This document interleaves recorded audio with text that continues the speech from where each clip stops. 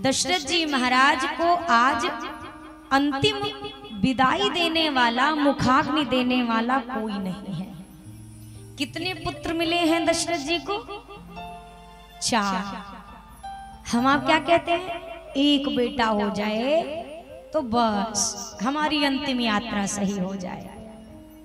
विधि के विधान में हमारे कर्मों के अनुसार क्या लिखा हुआ है, ये बात हम या आप कोई नहीं जान सकता। 4 पुत्र हैं दशरथ जी के। राम जी ने जटायु जी की अंत्येष्टि का सौभाग्य उनको प्रदान कर दिया, पर दशरथ जी को वो सौभाग्य प्राप्त नहीं हुआ है। सुख पाता रहा जो सदा जग में, उसे आखिर में दुख पाना पड़ा।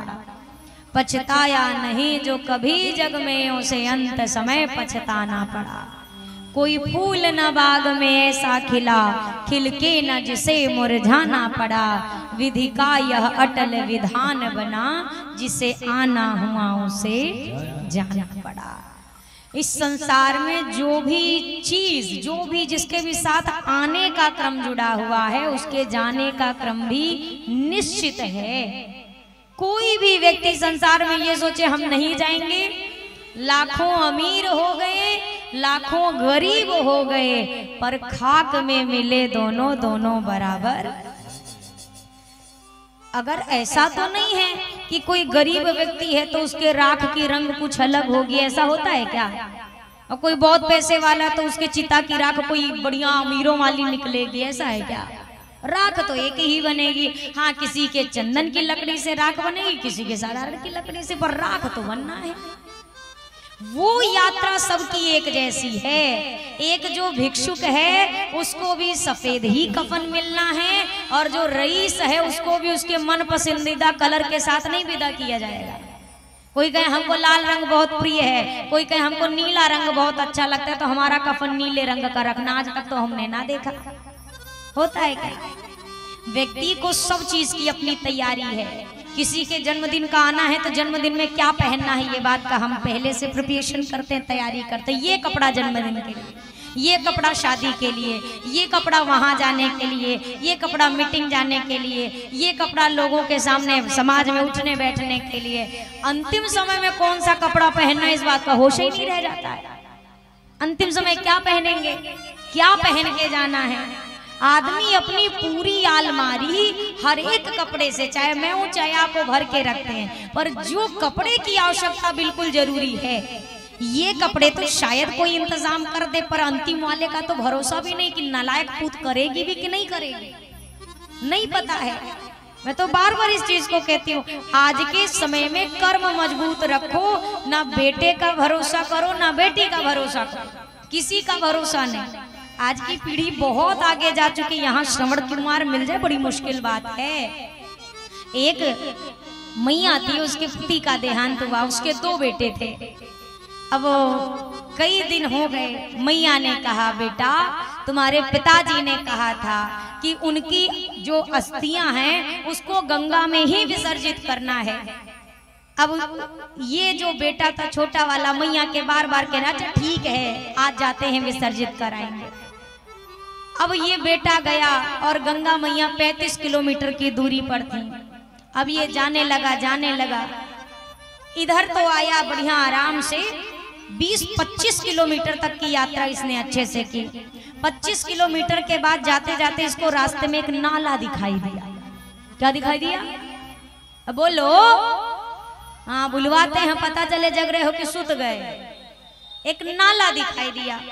अब ये सोचने लगा, जैसे संसार की सारी नदियां सागर में मिलती हैं, तो ये नाला भी कहीं ना कहीं जाके तो गंगा जी में भेटा ही रहा होगा।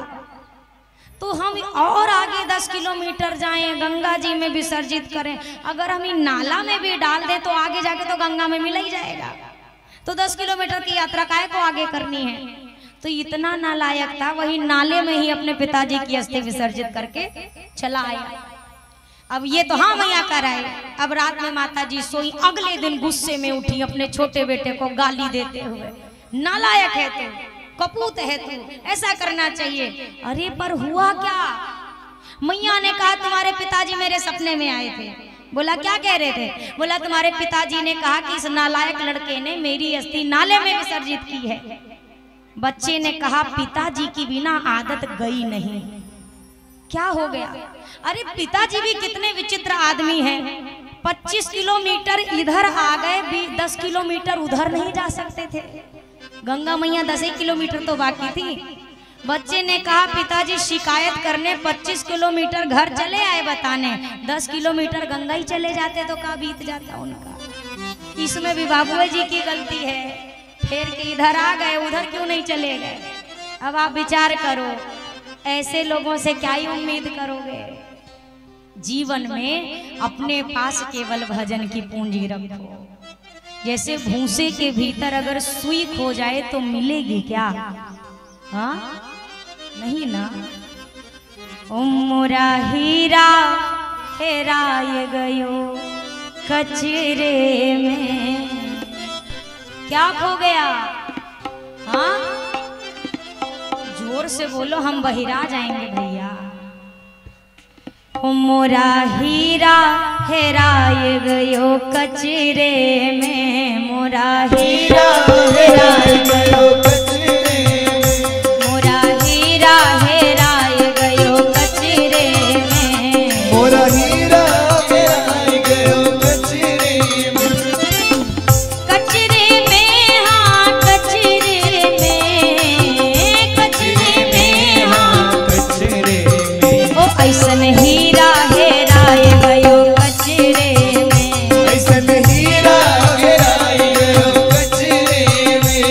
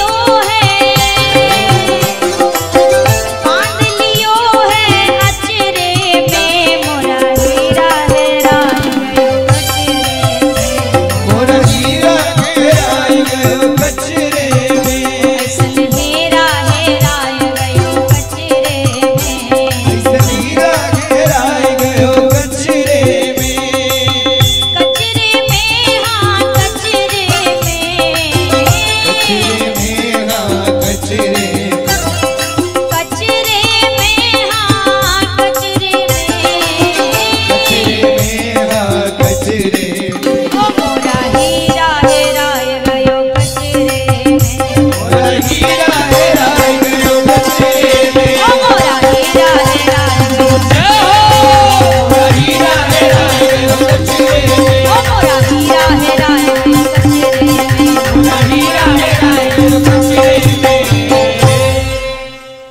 कहते कबीर जान जिन पाया बांध लियो है अचरे में। मोरा हीरा हेराए गयो कचरे में। पहले के जो लोग होते तो वो अपनी खास चाबियां कहाँ रखते थे?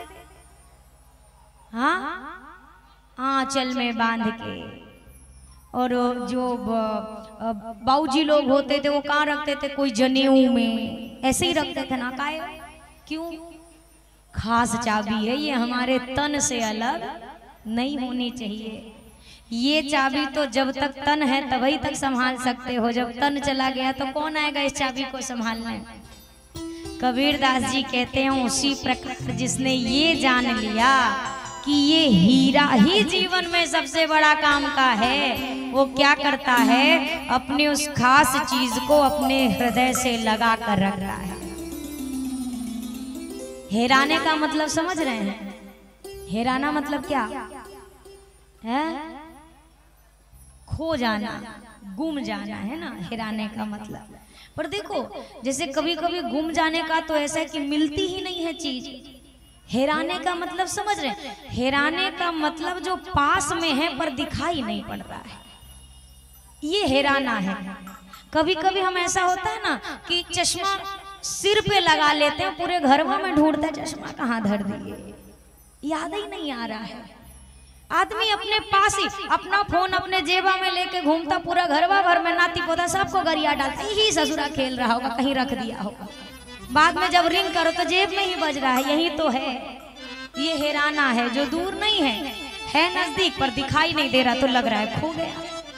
ये दूर नहीं है, ये हम सब के भीतर है, पर हमने इतनी दूरी बना रही, लग रहा है कि हेरा गया, मिल ही नहीं रहा है, पर दूर तो नहीं ना। दशरथ जी ने प्राण छोड़े राम जी के वियोग में।